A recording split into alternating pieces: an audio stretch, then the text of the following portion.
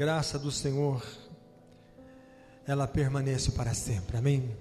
Vamos abrir a palavra do Senhor, Isaías capítulo 33, Isaías 33, a aflição e o livramento de Jerusalém. Vamos lá? Ai de ti, eu estou lendo na corrigida atualizada, ai de ti, destruidor, que não fostes destruído, que procedes perfidamente, e não foste tratado com perfidial. Acabando tu de destruir, serás destruído. Acabando de tratar perfeitamente, serás tratado com perfídia. Senhor, tem misericórdia de nós, em ti temos esperado. Sê tu o nosso braço, manhã após manhã, e a nossa salvação no tempo da angústia. Ao ruído do tumulto fogem os povos, quando tu te ergues, as nações são dispersas. Então ajuntar-se-á o vosso despojo, como se ajuntam as lagartas, como os gafanhotos saltam, assim os homens saltarão sobre ele. O Senhor é sublime, pois habita nas alturas, encheu a Sião de direito e de justiça. Haverá, ó Sião, estabilidade nos teus tempos, abundância de salvação, sabedoria e conhecimento. O temor do Senhor será o teu tesouro. Eis que os heróis pranteiam de fora, e os mensageiros de paz estão chorando amargamente, e as estradas estão desoladas, cessam os que passam por elas, rompem-se as alianças, as cidades são desprezadas, já não se faz caso do homem. A terra geme e desfalece, o Líbano se envergonha e murcha, Saron se torna como um deserto, Bazã e Carmelo são despidos de suas folhas. Agora me levantarei, diz o Senhor, levantar-me-ei a mim mesmo, agora serei exaltado. Concebeste palha, dareis à luz restolho. O vosso bufo enfurecido é fogo que vos há de devorar. Os povos serão queimados como se queima cal, como espinhos cortados arderão no fogo. Ouve vós, os que estáis longe, o que tenho feito, e vós, os que estáis perto, reconhecei o meu poder. Os pecadores em Sião se assombram, o tremor se apodera dos ímpios, e eles perguntam: quem dentre nós habitará no fogo devorador? Quem dentre nós habitará com chamas eternas? O que anda em justiça e fala o que é reto, o que despreza o ganho de opressão, o que com um gesto de mãos recusa aceitar suborno, o que tapa os ouvidos para não ouvir falar de homicídios e fecha os olhos para não ver o mal. Este habitará nas alturas, as fortalezas das rochas serão o seu alto refúgio, o seu pão lhe será dado, as suas águas serão certas. Os teus olhos verão o rei na sua formosura, verão a terra que se estende até longe. O teu coração se recordará dos terrores, dizendo: onde está aquele que registrou, onde o que pesou o tributo, onde que contou as torres? Já não verás aquele povo atrevido, povo de fala obscura, que não se pode entender, e de língua bárbara e ininteligível, olha para Sião, a cidade das nossas solenidades. Os teus olhos verão a Jerusalém, habitarão tranquila, tenda que não será removida, cujas estacas nunca serão arrancadas, nem rebenta nenhuma de suas cordas. Mas o Senhor ali nos será grandioso, fará às vezes de rios e correntes largas, barco nenhum de remo passará por eles, navio grande por eles não navegará, porque o Senhor é o nosso juiz, o Senhor é o nosso legislador, o Senhor é o nosso rei, ele nos salvará. Agora as tuas enxárcias estão frouxas, não podem ter firme o mastro, nem estender a vela, então se repartirá a presa de abundantes despojos, até os coxos participarão dela. Nenhum morador de Jerusalém dirá: estou doente, porque ao povo que habita nela perdoar-lhe-á a sua iniquidade. Amém. Por favor, os irmãos podem assentar. O texto foi longo, mas, irmãos, eu queria chamar a atenção aqui, porque aqui diz a aflição e o livramento. Se nós lemos a Bíblia, em parte nenhuma nós vamos encontrar na Bíblia, na palavra de Deus, qualquer tipo de registro que diga que não haverá aflição. Pelo contrário, a palavra do Senhor, ela diz que muitas são as aflições de um justo. Mas se o versículo terminasse por aqui, a gente ficaria angustiado. Por quê? Porque se há muitas aflições, o justo terá aflições.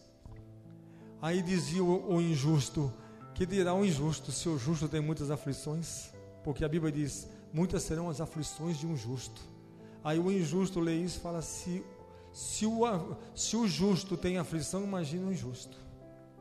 Mas quando ele lê o resto do versículo, ele diz: mas o Senhor de todas o livra. Significa que vai haver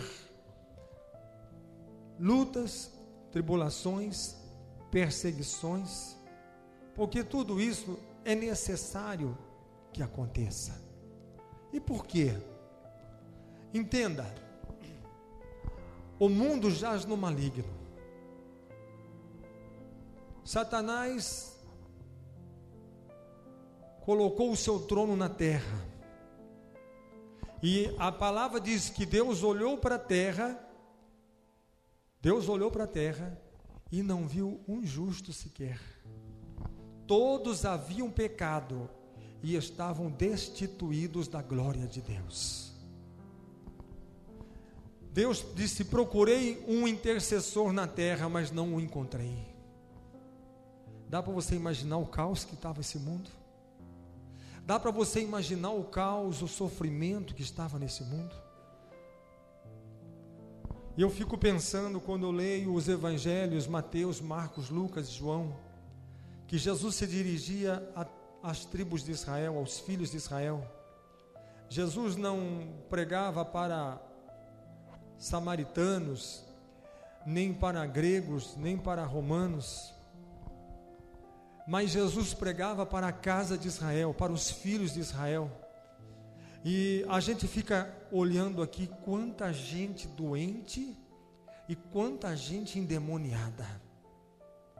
E quando a gente olha esse povo todo endemoniado, que Jesus expulsava demônios, porque muitas pessoas perturbadas, endemoniadas, quantos homens endemoniados, mas espera aí, quem eram esses homens? Filhos de Israel, homens circuncidados ao 8º dia, homens que, eu estava vendo um judeu falar hoje, ele dizia assim: quando a criança completava 5 anos, ele entrava numa escola para estudar a Torá, que nós chamamos de Pentateuco, são os livros de Gênesis, Êxodo, Levítico, Número e Deuteronômio. E ele tinha que decorar, ele tinha que ler, e ele tinha que decorar. E ele disse assim, que se a criança dos 5 até os 14 anos, eram 9 anos que tinha essa missão, e quando chegava aos 14 anos, fazia-se um teste, chamava-se as pessoas, formava-se uma comissão, e perguntavam para ele, tipo assim, o que está escrito em Deuteronômio, capítulo 25, versículo 3, e ele tinha que falar, sem errar uma palavra, uma letra e uma vírgula. O que está escrito em Êxodo, capítulo tal, versículo tal, e se ele falasse todas as perguntas que se faziam, todas as perguntas que se faziam para ele, e ele não errasse nem uma vírgula, e ele não errasse nem uma palavra, nem uma sílaba, as pessoas, o sacerdote batia no braço dele e dizia assim, parabéns, você pode ser um mestre, você pode ser um sacerdote, você pode ensinar as pessoas. Mas se ele errasse, se ele tropeçasse, se ele esquecesse, ele apertava a mão e dizia assim, parabéns, você foi reprovado, mas parabéns, porque você vai ser um bom chefe de família, você vai ser um trabalhador, você vai lutar com a sua vida, com a sua família, você vai ser um bom filho de Israel, mas não um mestre. Você não está aprovado para ser um mestre, você não pode ensinar, mas você pode viver aquilo que você aprendeu, e ensinar para os seus filhos, mas não ensinar na grande congregação. Você não está apto, não passou no teste. Por que eu estou dizendo isso? Porque homens que passavam por todo esse cerimonial, que passavam por toda estas cerimônias, e toda essa leitura dos 5 aos 14 anos, quando Jesus chegou, aqueles homens manifestavam legiões de demônios naqueles homens, mas eles conheciam a palavra, a Torá conheciam, eles conheciam dos profetas, sim, eles conheciam, eles tinham recebido ensinamentos, sim, eles tinham recebido informações de como servir a Deus e como agradar a Deus, sim, mas estavam endemoniados. Haviam espíritos de enfermidade, espíritos perturbadores na vida daquelas pessoas. Por quê? Porque mesmo eles sendo conhecedores da palavra, eles estavam destituídos da glória de Deus.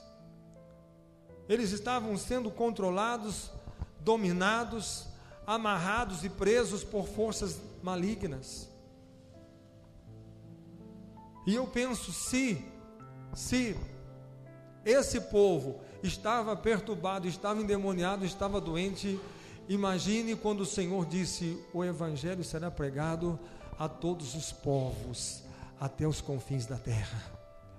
Agora nós vamos pregar o evangelho para o bruxo, para o feiticeiro, nós vamos pregar o evangelho para aqueles que estão presos nos vícios, aqueles que estão presos nas garras do inferno, do inimigo, aqueles que foram usados para serem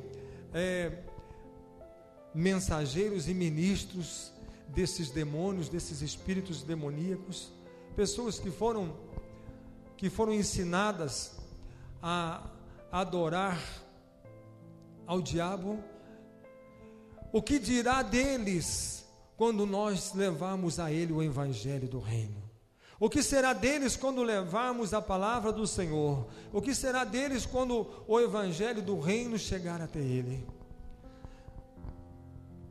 É lógico que haverá uma manifestação maior de demônios, com certeza, porque o número de pessoas endemoniadas serão maiores. Mas o que me chama a atenção aqui é que o evangelho é as boas novas da salvação. O evangelho é o anúncio das boas novas. O evangelho é o anúncio da libertação, da salvação, da restauração.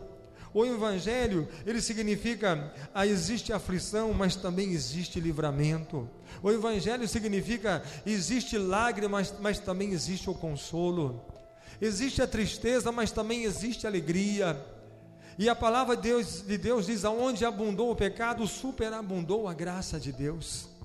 Porque quando o Evangelho chega ao cansado, ao perdido, ao necessitado, está no nosso site também, nesses panfletos aí, quando tem os pés que representam os pés do Senhor Jesus, esmagando a cabeça da serpente. Há uma serpente que está tendo a sua cabeça esmagada, e está escrito, que venha o reino de Deus. O reino de Deus significa o quê? Que a cabeça da serpente foi esmagada. Significa o triunfo de Jesus sobre o diabo e sobre os seus súditos. Significa que todo o adversário, todo o inimigo se colocou, está debaixo dos pés, debaixo do calcanhar, porque quando Jesus venceu a morte, venceu na cruz, quando derramou o seu sangue, muitas pessoas creram no seu testemunho. Muitas pessoas, quando olharam a vida de Jesus, alguns não creram, mas quando viram a sua morte, creram na sua morte, creram no seu sacrifício. Por quê? Porque Isaías dizia, como uma ovelha muda, ele foi levado para o matadouro. Era comum ver pessoas sendo sacrificadas, pessoas sendo crucificadas, pessoas sendo mortas, mas viam quando as pessoas, alguns principalmente, só crucificavam pessoas que eram bandidos, criminosos, pessoas perigosas, pessoas que praticavam o mal. Mas assim mesmo se viu a resistência das pessoas quando estavam sendo levadas para o seu martírio, para a sua morte, porque as pessoas queriam resistir, não queriam se entregar, não iam com obediência para o matadouro. Mas Jesus foi e levou sobre si os nossos pecados e as nossas dores. Mas uma coisa era diferente, porque ele não abria a sua boca, mas sem falar as pessoas creram nele. Sem falar, as pessoas viram as escrituras se cumprindo na pessoa dele. Eu não estou vendo este homem abrir a boca, mas eu posso ver as sagradas escrituras, o que foram dito pelos profetas sendo cumprido pela sua vida e pela sua morte. Como uma ovelha levada ao matadouro, ele não abriu a sua boca. Mas o que muitas pessoas também perceberam, porque a Bíblia diz, pelas suas pisaduras nós fomos sarados. Muitas pessoas seguiram o Senhor Jesus quando estava sendo levado para o Calvário, e por onde Jesus passava, aquele rastro de sangue, aquela marca de sangue, porque descia pela sua cabeça, nos espinhos, descia pelas suas costas, que estava partida, ferida, ela descia e descia pelo seu corpo e pelos seus pés, e por onde ele ia passando, cada vez que ele pisava no chão, onde ele pisava, ficava aquela marca de sangue, aquela pegada de sangue. Se ele pisasse, ficava uma pegada, pisava, ficava outra pegada, e por trás vinha uma multidão. A multidão cercava, ele passava, e por trás vinha uma multidão que acompanhavam, e sem que aquelas pessoas percebessem, muitas delas vinham e pisavam por cima daquelas pegadas marcadas com aquele sangue, mas sem que elas percebessem, mas passavam, pisavam, e de repente o que acontecia? Começavam a sentir que as suas dores desapareciam, começavam a sentir que as suas moléstias desapareciam. Eu não sei o que aconteceu, eu saí de casa doente, ou alguém que passou por ali, eu passei enfermo, eu tinha um problema, eu tinha um mal, mas agora eu sinto que já não tenho mais esse mal, eu sinto que esse mal já desapareceu da minha vida, eu não sei porquê, eu não sei como que isso desapareceu, mas sem que as pessoas percebessem, tinham passado e pisado, porque a Bíblia diz, pelas suas pisaduras nós somos sarados, e muitos foram sarados, porque pela sua própria morte, quando Jesus morreu, diz a palavra que houve um terremoto, a terra tremeu, e os mortos, muitos mortos ali, as sepulturas se abriram e os mortos levantaram e saíram, e viveram novamente, porque havia uma unção tão grande, um poder tão grande, havia uma manifestação, porque não era a morte, mas era a manifestação daquele que veio para trazer a vida e a vida com abundância para os homens. Essa é a pregação do Evangelho, esse é o reino de Deus, é o anúncio. A aflição existe, mas para cada aflição existe um livramento. Para cada aflição existe uma resposta de Deus, existe uma libertação de Deus, existe um renovo de Deus. E aqui diz assim: nenhum morador de Jerusalém dirá estou doente, porque ao povo que habita nela perdoar-se-lhe-á a iniquidade. Nenhum morador dirá estou doente. Sabe qual é o propósito de Deus? É que nós possamos crer de todo o nosso coração. Se a palavra diz que tudo é possível àquele que crê, tudo significa que todas as coisas são possíveis, são permissíveis àqueles que creem. Se você crê, não importa as circunstâncias, porque muitas vezes nós podemos crer em coisas fáceis, podemos crer em coisas pequenas, mas quando temos que crer em coisas grandes, quando temos que crer em coisas que para nós são impossíveis, quando temos que crer em coisas que para nós, para mim, para você, são coisas que são impossíveis para nós, então nós cremos no Senhor, nós cremos no seu poder, nós cremos na sua força, nós cremos na sua glória, porque a palavra do Senhor, ela diz: a terra geme e desfalece, o Líbano se envergonha e murcha, Saron se torna como um deserto, Bazã e o Carmelo são despidos de suas folhas. O mundo não está assim? Estradas desoladas cessam, os que passam por ela, rompe-se as alianças, as cidades são desprezadas, já não se faz caso do homem.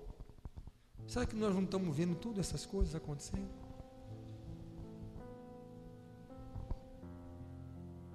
Será que nós não estamos vendo todos esses acontecimentos no nosso dia a dia? Basta você ligar a TV, basta amanhã você ligar a televisão de manhã, você olha o noticiário e você vai ver o que aconteceu nesse final de semana.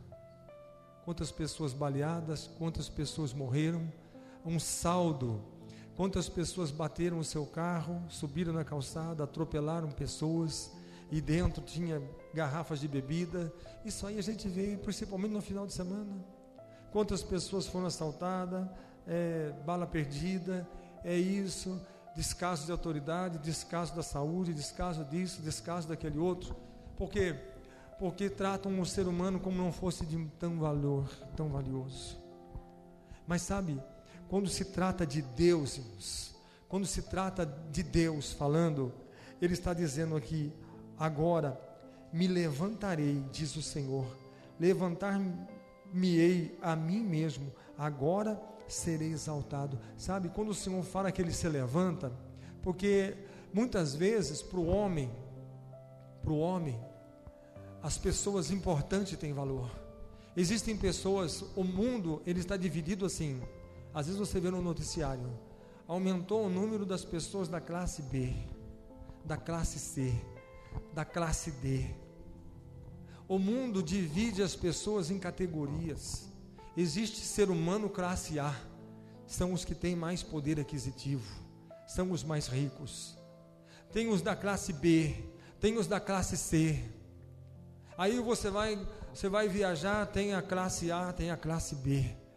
Sempre tem classe, separação de classe. Você vai num teatro, tem lá as classes que sentam lá em camarins.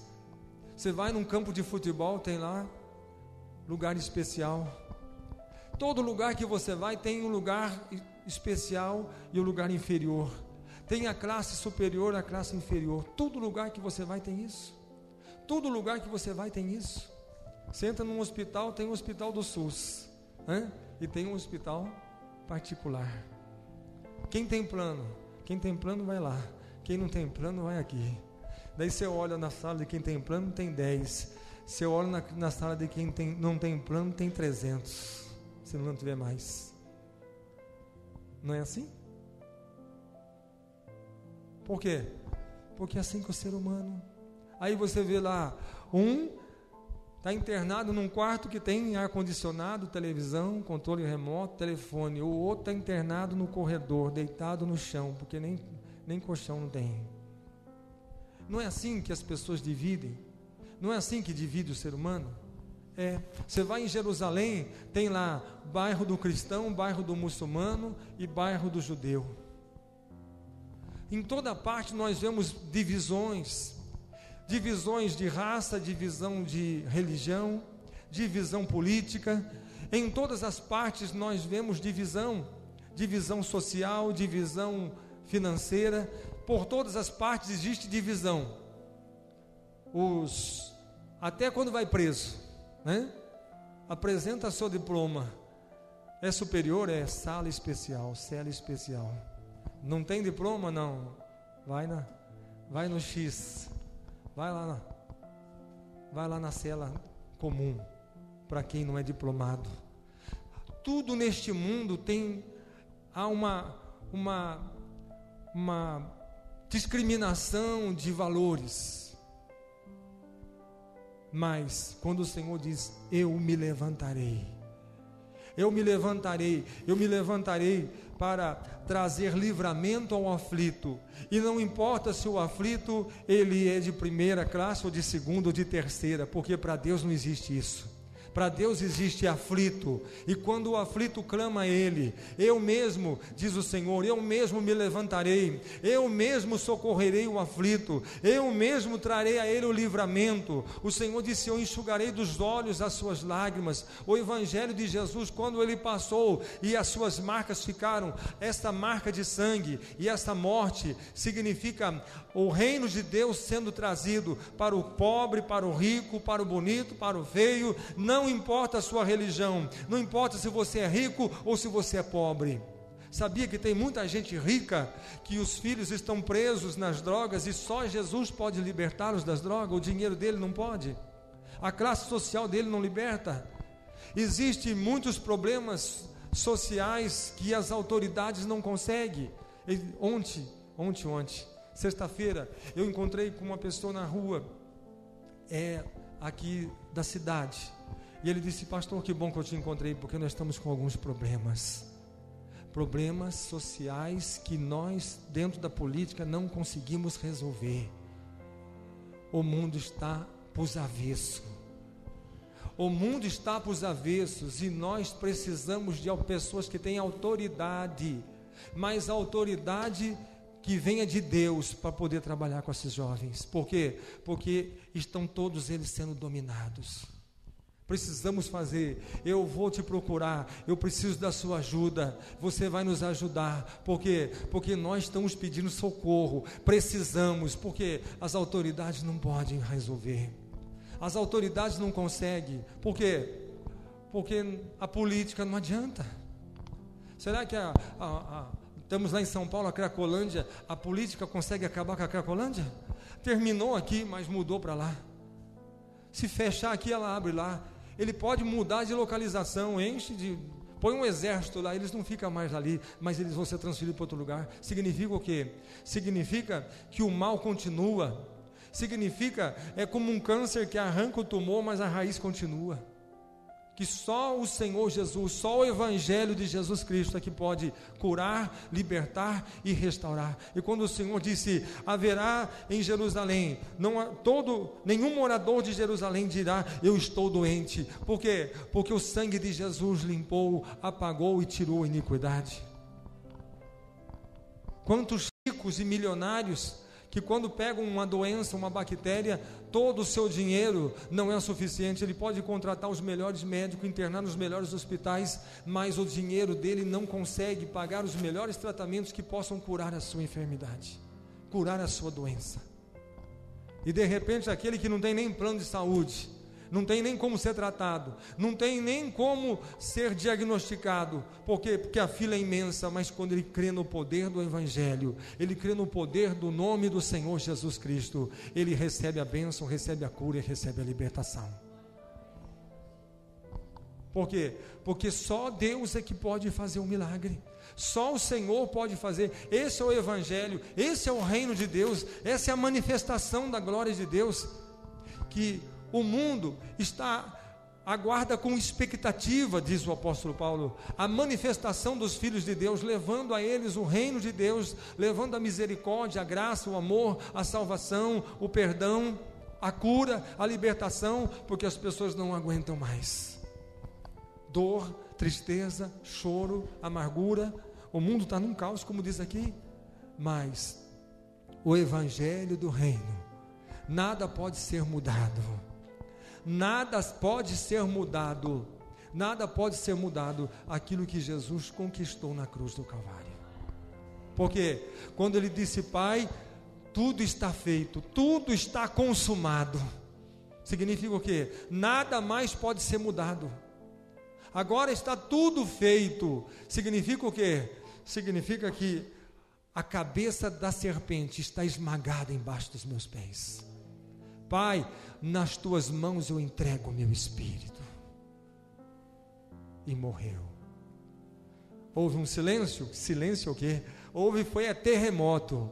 A terra começou a tremer, escureceu o sol, a terra começou a tremer e começou a haver trevas e tremor, e as pessoas atemorizadas, muitos batiam no peito, choravam e diziam, verdadeiramente este era o Filho de Deus.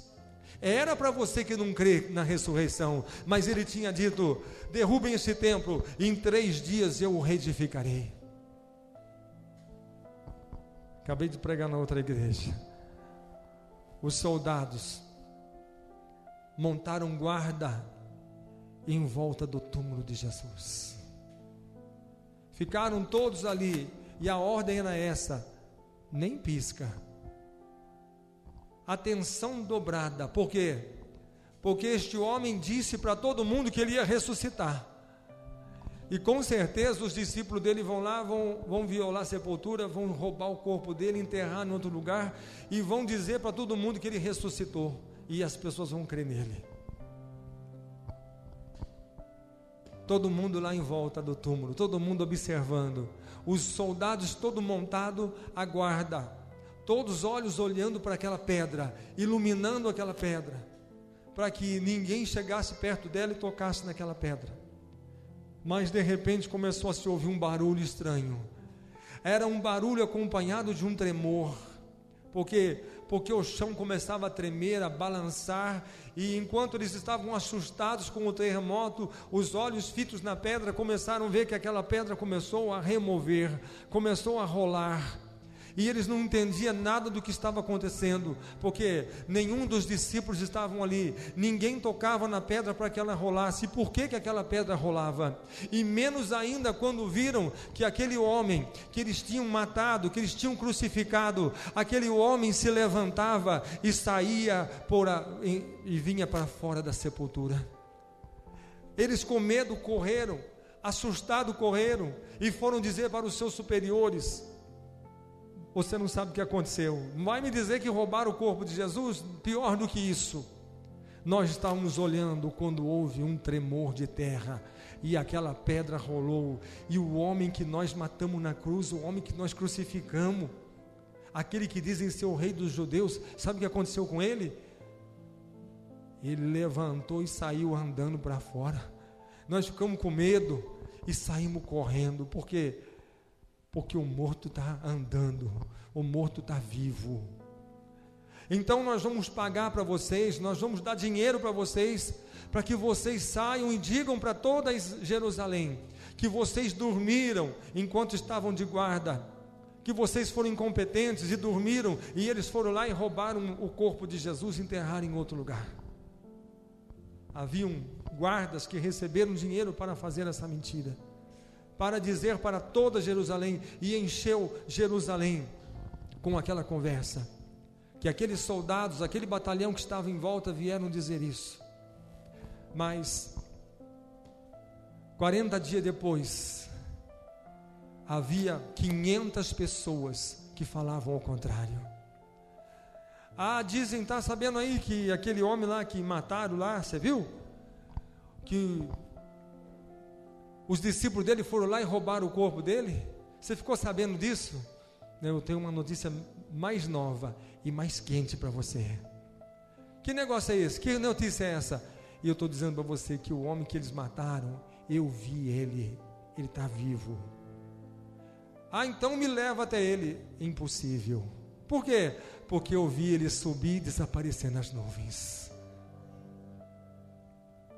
1 viu, é louco. 2 é maluco. 3 é maluco. 50 são um bando de doido, mas havia 500 pessoas que falavam a mesma coisa. Ele vive, ele está vivo, ele subiu, ele desapareceu nas nuvens, ele subiu.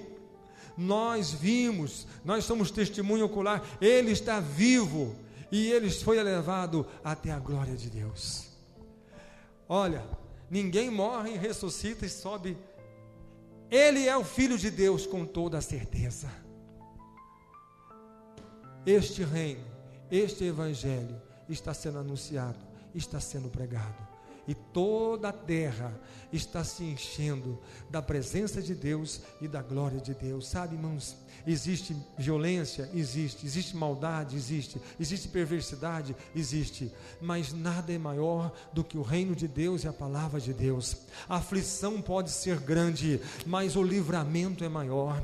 Onde existe aflição, existe livramento. A palavra diz, não existe aflição que não haja livramento. Então a ordem do Senhor diz, vá e diga, vinde a mim todos vós, não falou alguns não, todos vós que estáis cansados e oprimidos, e eu vos aliviarei, e encontrareis descanso para as vossas almas.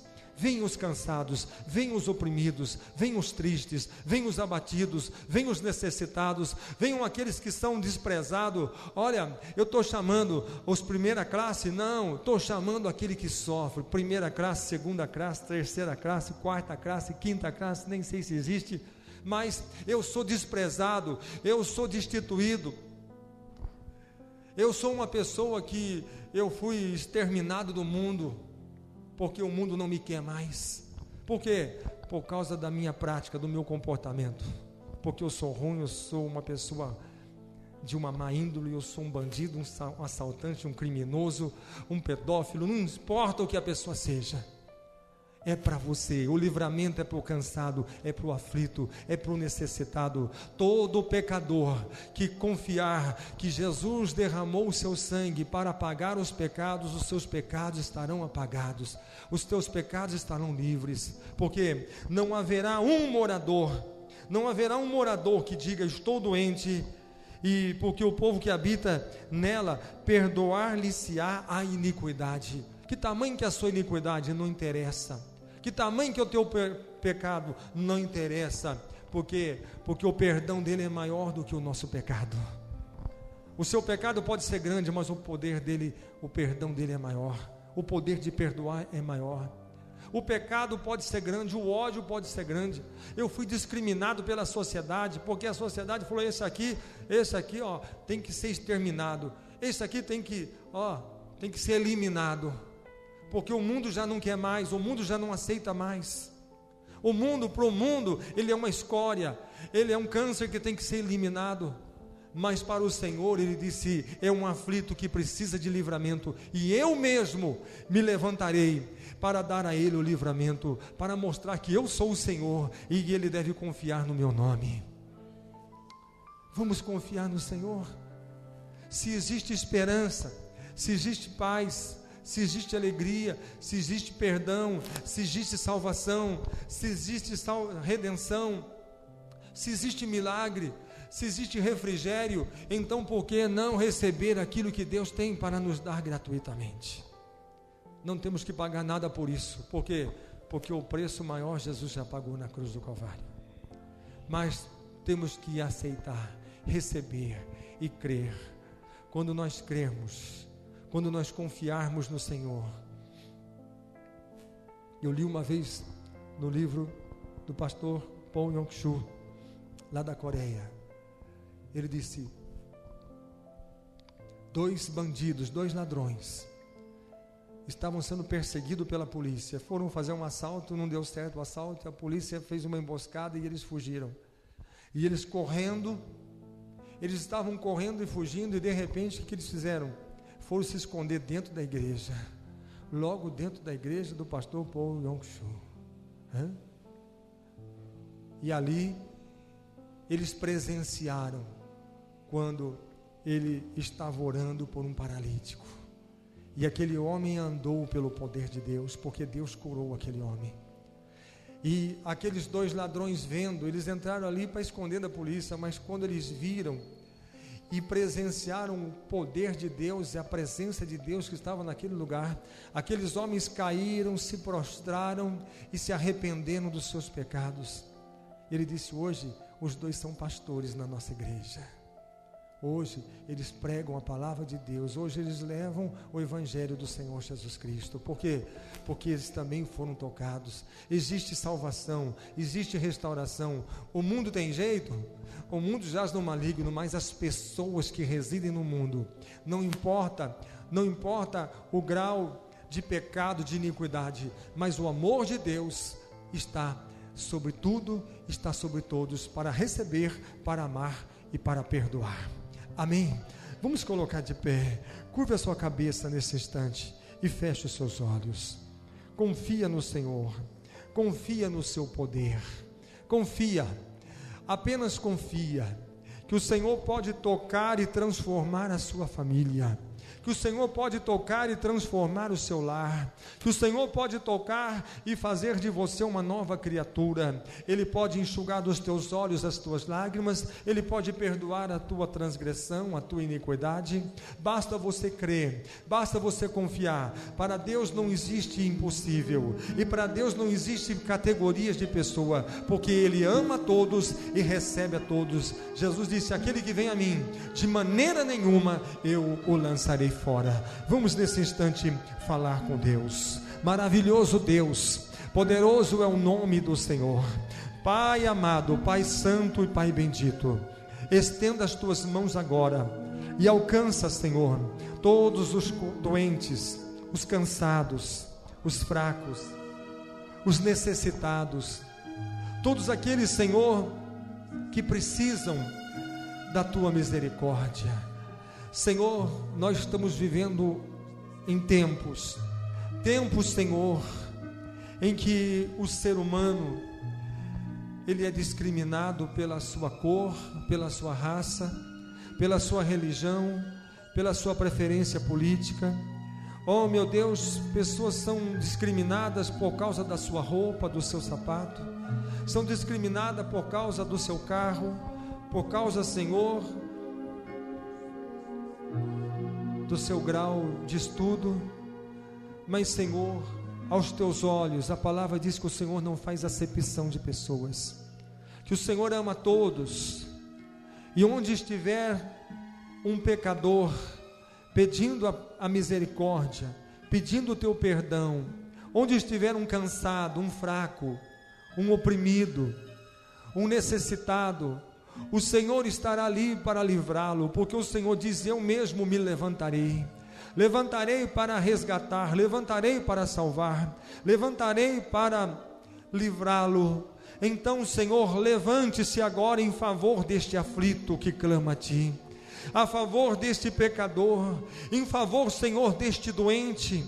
desta pessoa, Senhor, que já não tem mais esperança, esse chefe de família desempregado, que precisa, Senhor, meu Deus, do teu milagre. Senhor, abençoa todas as pessoas que têm nos mandado e-mails, Senhor, pedindo, intercedendo, Senhor, pela sua família, pessoas doentes, pessoas aflitas, pessoas que precisam de um livramento. Senhor, visita a todos, derramando a tua unção, a tua graça, trazendo a eles o livramento, trazendo a eles, Senhor, a restauração, a renovação, a salvação, o perdão. Meu Deus, alcance-os agora com teu poder, renove-os agora com a unção preciosa e poderosa do teu Espírito Santo.